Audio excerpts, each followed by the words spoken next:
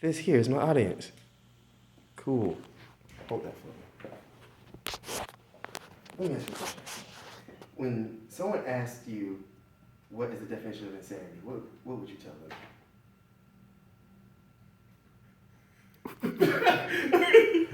The definition of insanity, this insanity for me is doing the same process over and over again and expecting a different outcome.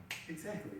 Now, when most people think of someone being insane, they kind of think of like someone in a straitjacket, or someone just saying the same thing over and over again, repeating and banging their head against the wall.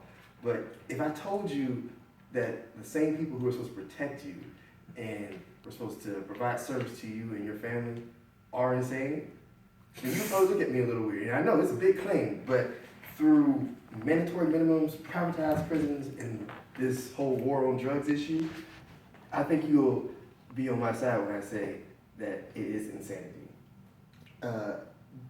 According to the ICPR, the Institute of Criminal Policy Research, there are over 1.57 million inmates in the prison system. That was in 2013, and that only continues to rise. Now, when you also look at the fact that the U.S. has the largest prison population in the world, we have to start seeing that there are issues. So let's look at privatized prisons. The government will make a contract with private business owners in order to save taxpayers money, let someone else control it.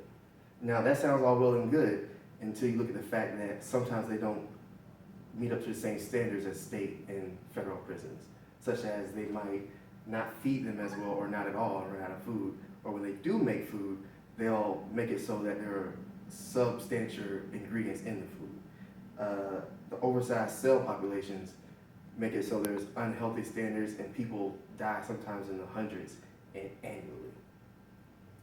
Also, privatized prisons make it so they have to make a contract with the government to have a certain amount of people in the prisons at a time. And as for instance, in Louisiana, that number is at least 90%. So regardless of how much crime is actually going on, the jail has to have at least 90% capacity at all times, just so they don't get hit with a huge tax fund, sometimes to thousands, sometimes in the millions of dollars. Now we look at mandatory minimums. This is also a very flawed system that started with the war on drugs about 40 years ago with President Ronald Reagan. It came from a good place. Crack cocaine, heroin, marijuana, all that stuff is not okay. But when you put a mandatory minimum of such things, you make it so that it is a one-size-fits-all type of situation when they don't put context in it at all.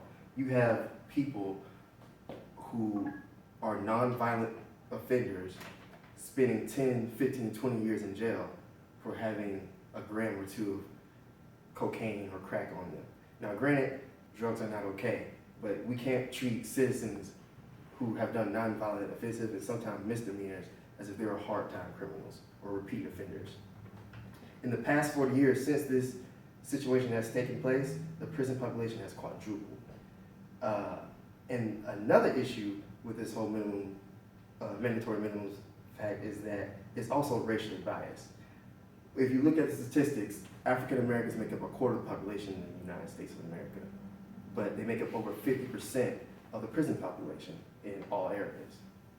That just doesn't make sense. It shouldn't be so. They're 6 times more likely to go to jail for a drug crime than their white counterparts. Proof that NAACP took the statistic before the mandatory minimums, it was about 11% higher chance that a black person would go to jail over a white person for the same drug offense. After the mandatory minimums, it was over 49% higher. Overpopulation in places like this in America have made it so that it's almost impossible to differentiate the hidden racism inside some of these rules. And we really have to look at the judicial system on those 3 standpoints of mandatory minimums, privatized prisons, and the war on drugs, and completely switch it around if we're going to have a place that's truly a place for justice for all, liberty, and all that.